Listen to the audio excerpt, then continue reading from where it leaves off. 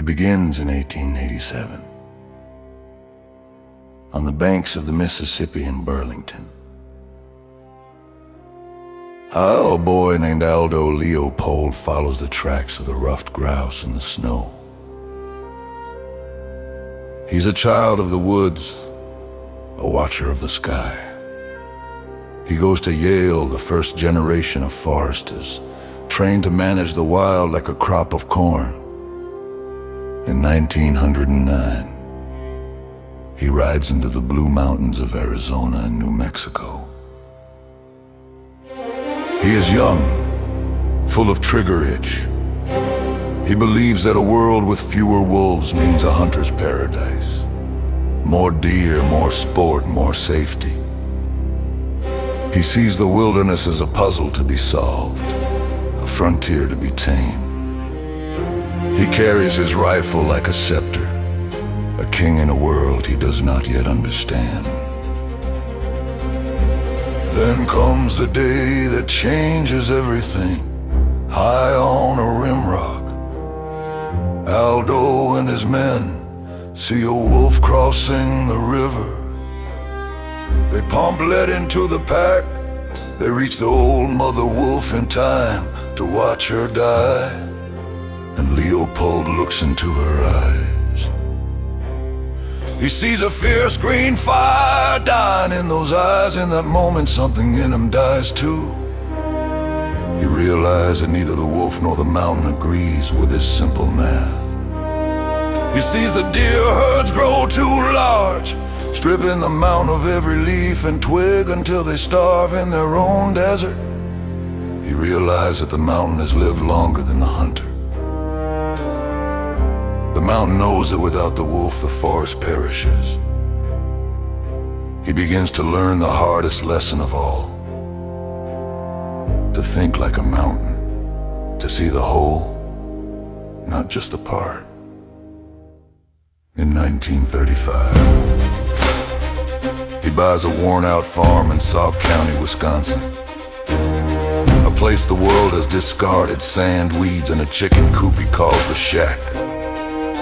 While others seek the city, Aldo takes his shovel and his family to the dirt. He spends his weekends planting thousands of pine trees, bringing the ghost of the forest back to life. He keeps a journal of every bloom, every bird arrival, every breath of the wind. He writes a Sand County almanac. He doesn't write for the elite. He writes for the farmer, the student, the citizen. He watches the sky dance to the woodcock and hears the goose music in the autumn air. He discovers that the greatest possession is not the land itself, but the ability to perceive its beauty. He sits at his desk and pens the words that will ignite a revolution.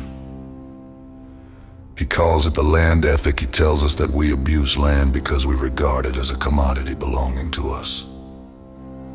He challenges the foundations of human greed. He says, a thing is right when it tends to preserve the integrity, stability, and beauty of the biotic community.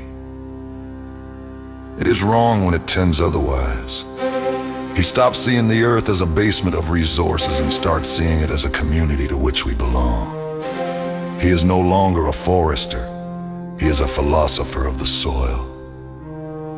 He warns us that we are only plain members and citizens of the earth, not its masters. He proves that a scientist can have the heart of a poet and the soul of a prophet. In April 1948, the fire comes, a neighbor's trash fire escapes into the marsh. Aldo, 61 years old, grabs a water pump and runs toward the smoke. He dies on the land he fought to save, his heart giving out amidst the heat and the ash. He never lives to see his book published.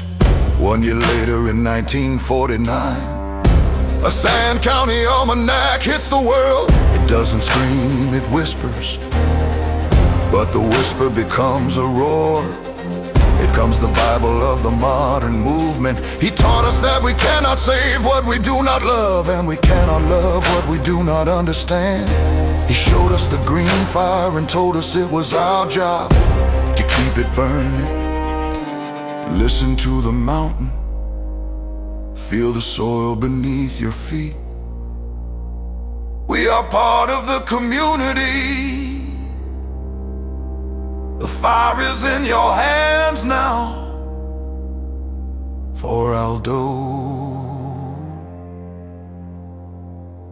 for the land, for the fire.